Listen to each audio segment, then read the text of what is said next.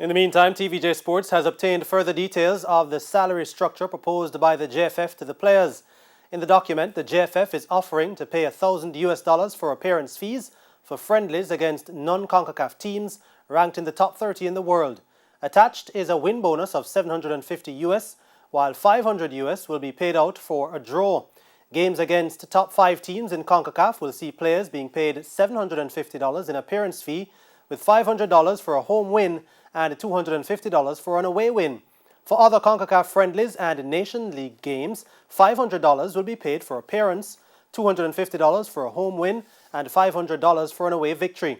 15% prize money will also be payable to participating players. For other friendlies, there is a figure of $500 for appearance and an added $500 for a win. According to the document, players in the starting 11 will receive full amounts, with substitutes receiving 75%, while 50% will be paid to unused subs. The players have told TVJ Sports, of course, as you heard just now, that they've turned the negotiations over to their attorney.